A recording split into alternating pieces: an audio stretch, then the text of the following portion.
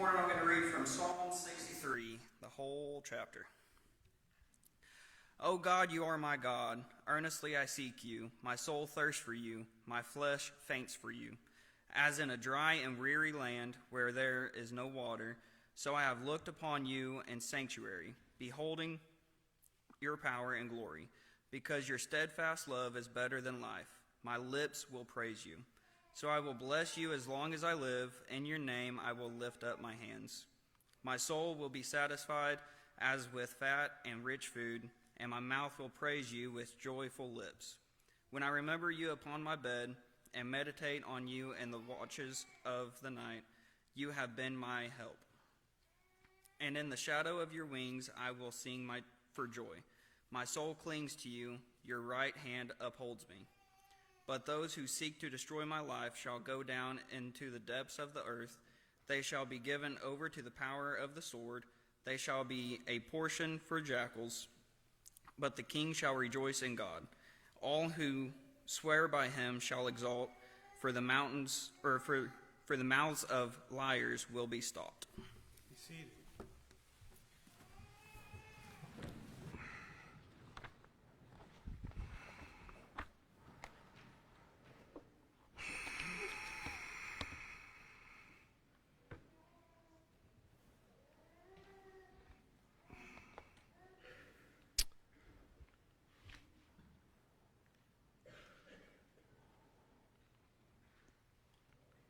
There you go.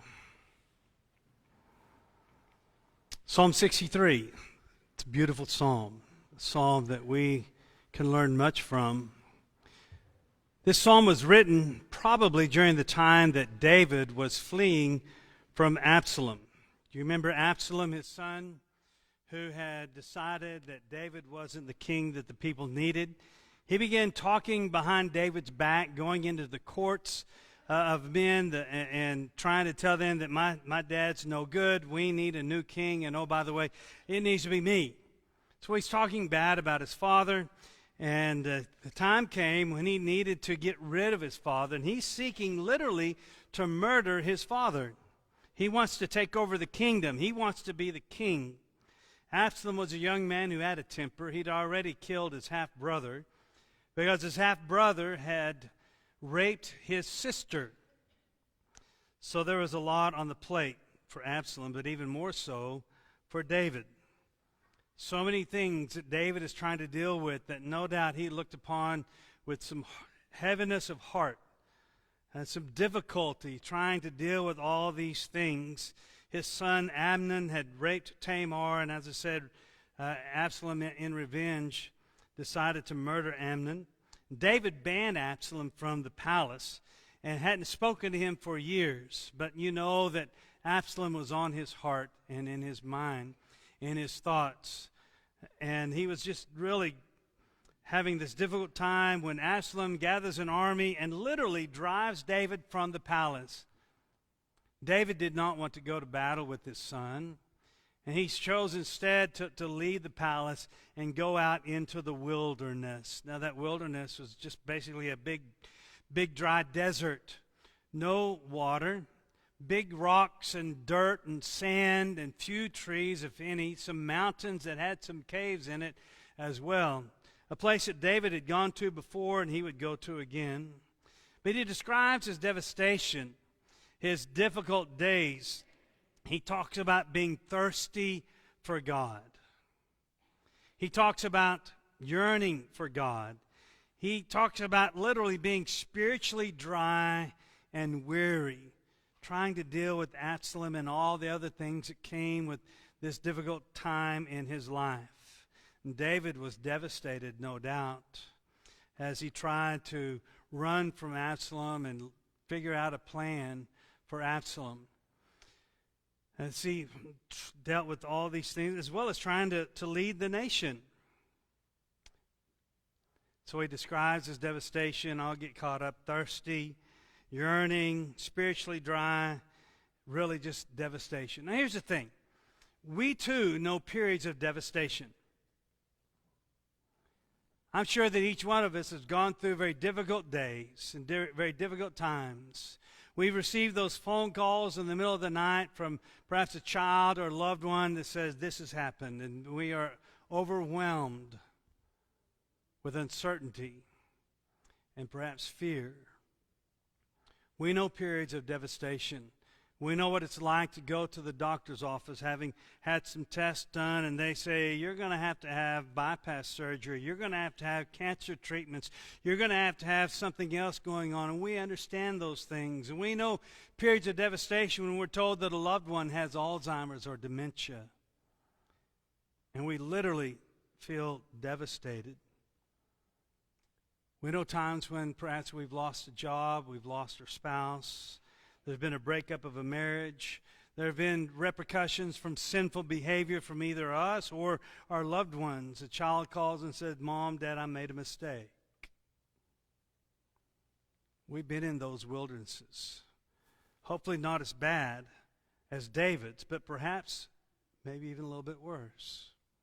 Psalm 63 teaches us how to survive devastation, how to survive difficult days, how to deal with them. We all have dealt and we all will deal with those difficult days. And so I want to look at 5 things very briefly that we find from this beautiful psalm that David writes in these dark days, in these difficult days, in these days that seem to be devastating for him.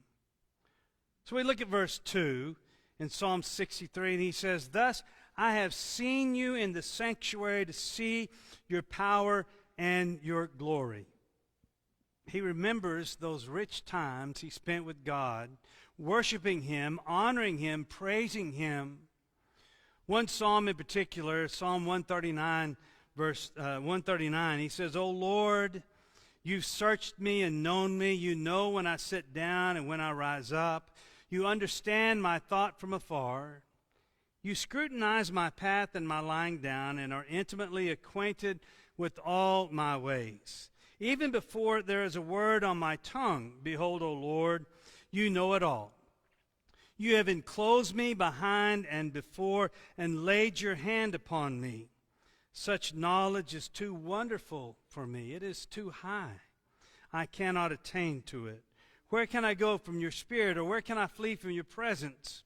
If I ascend to heaven, you are there. If I make my bed in Sheol, behold, you're there.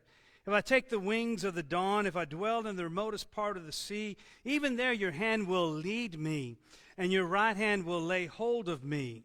If I say, surely the darkness will overwhelm me, and the light around me will be night, even the darkness is not dark to you. And the night is as bright as the day. Darkness and light are alike to you. For you formed my inward parts. You wove me in my mother's womb.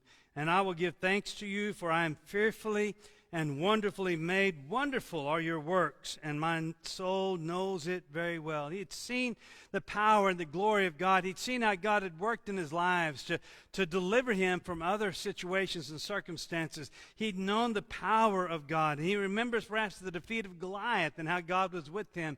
He's longing for the fact and leaning on the fact that God will be with him even now. Focusing on what God had done for him. When we go through those dark days, those difficult circumstances, those times that seem to smother us and overwhelm us, one of the things that we can do that will help, it's exactly what David did. Look back at the times when he was in fellowship with God, when we really felt the presence of God in our lives, when he's answered our prayers, when he's helped us deal with other things in our past. Those times when we traveled through dark days and we found relief. We made it through the other side with God's help. We focus on our salvation. We focus on our blessings, and we focus on our hope.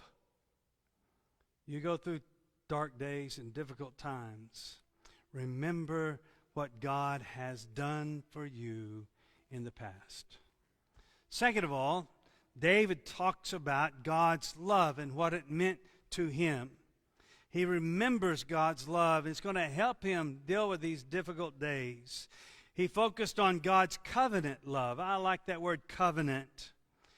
And when God makes a covenant with you. It's a promise that he says, I will keep this with you. He made a covenant with Abraham in Genesis chapter 12. In Genesis 15, Abram is asking, how do I know that you'll keep your promise? And so God tells Abram to go find 2 animals and a dove.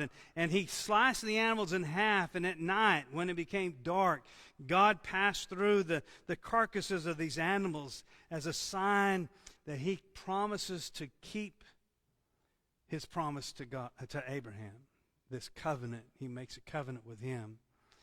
David focuses on God's covenant love. God had entered a covenant with David. Psalm 89, verses 20 through 24 says, I have found David my servant. With my holy oil I have anointed him, with whom my hand will be established. My arm will strengthen him. The enemy will not deceive him, nor the son of wickedness afflict him. But I shall crush his adversaries before him and strike those who hate him. My faithfulness and my loving kindness will be with him, and in my name his horn will be exalted. God is personally involved in David's life, and God had made promises to him, and he remembers that covenant love.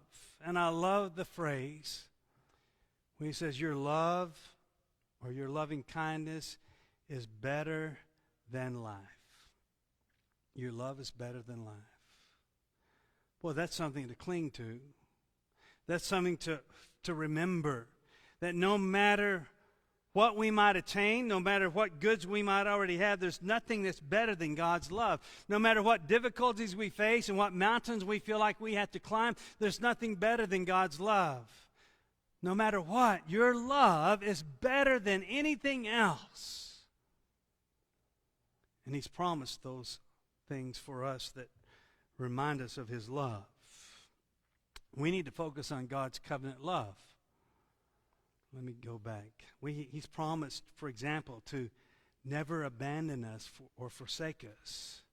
God's promised to always be with us. He's promised that he'll not allow any temptation to overcome us. So he'll either give a way of escape or the ability to overcome it. He's promised not to abandon us. Even when there are times we don't see him, he's promised that he'll be with us.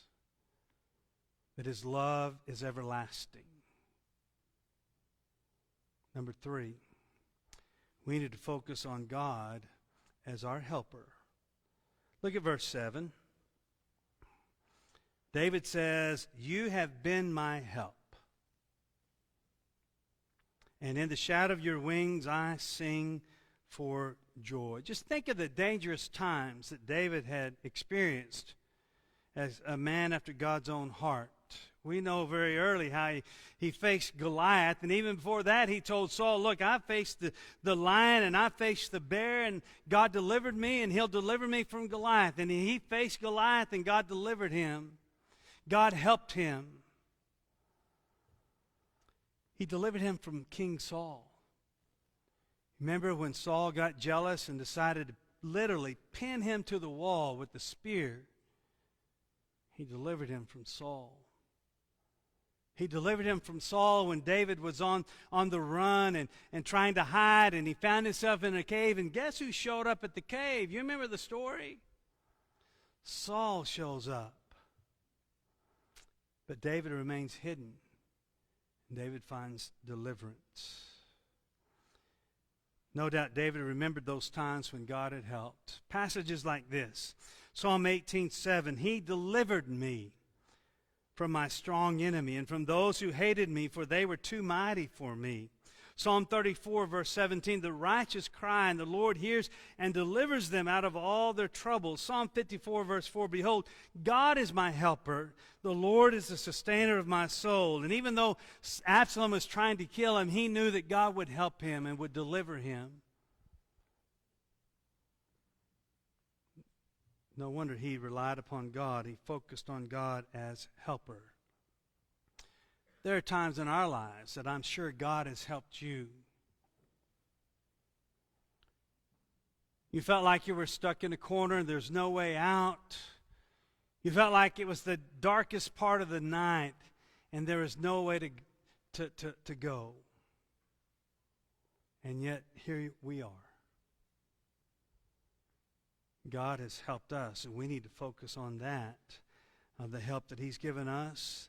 There are times when perhaps we've dealt with financial situations, emotional struggles, physical struggles, and, of course, spiritual dark days. And God was our help then, and we can rely upon Him to help us now.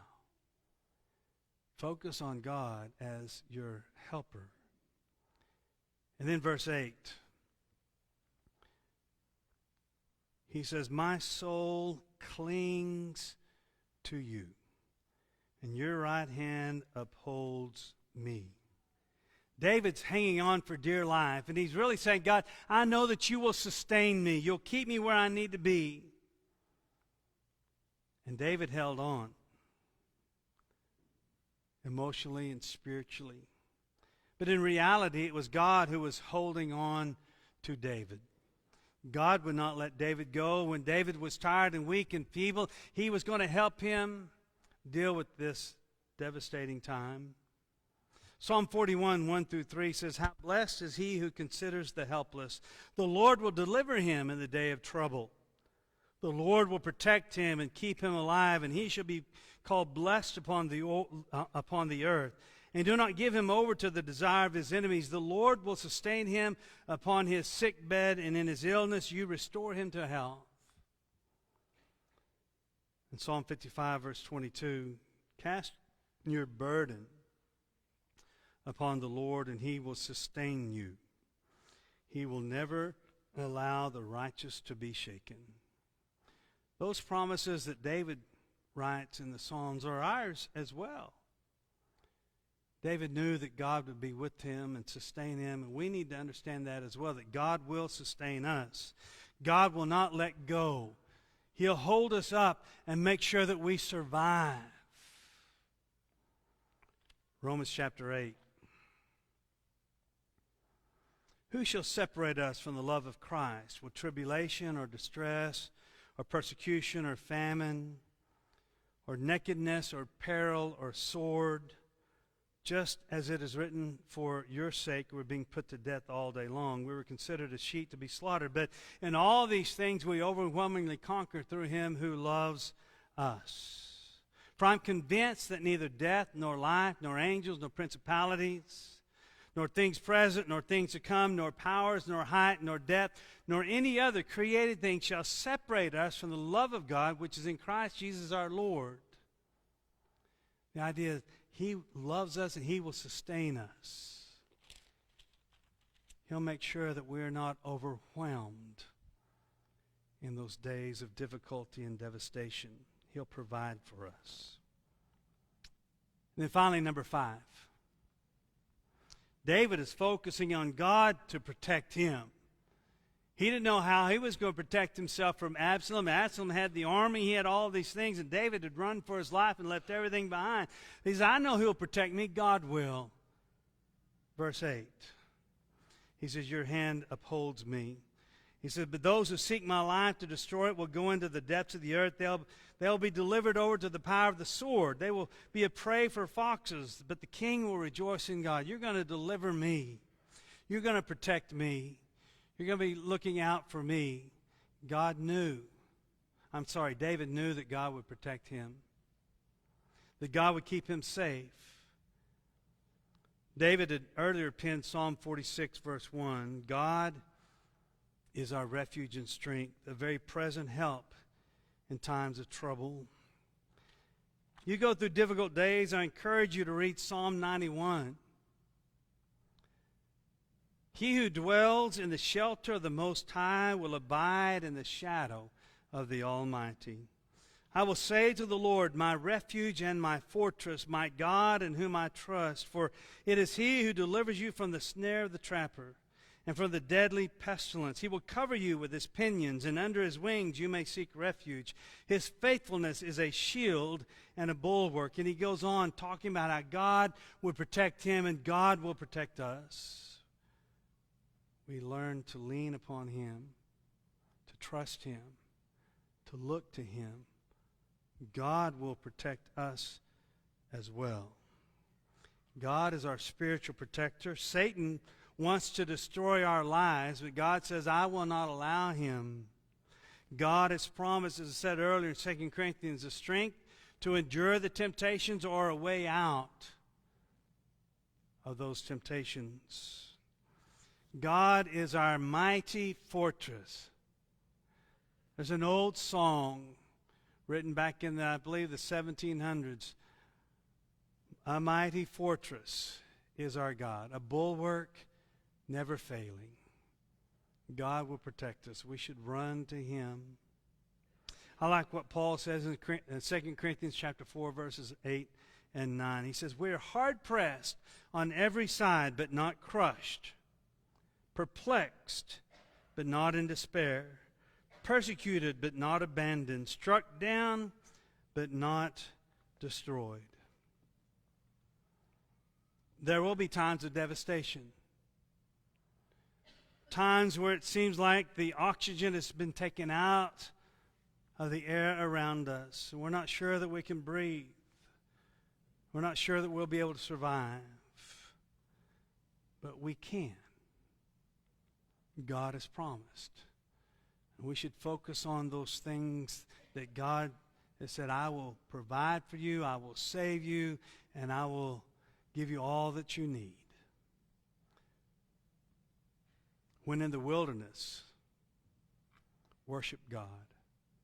Look to him. Remember what God has done for you in the past. Remember God's great love with which he has shown through the sending of his Son. Remember, God is our helper, a very present help in times of trouble.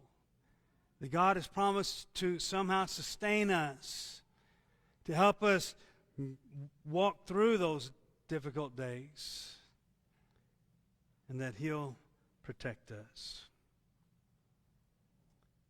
If you find yourself in the wilderness where it's dry and barren, find yourself where it seems like there's no help and no hope, when it seems like things are overbearing and too burdensome, when it seems like it's too difficult and too devastating, look what David wrote in Psalm 63. He wrote that for him, but he wrote that for us as well. Of course, in order to have that, you need to be a child of God. You need to be one of his. And so we'll offer an invitation and encourage you, if you're not a child of God, come now so you can take advantage of those things that God has provided. Maybe you've walked away from God and you're ready to come home. Whatever your need might be, we encourage you to come now as we stand and as we sing.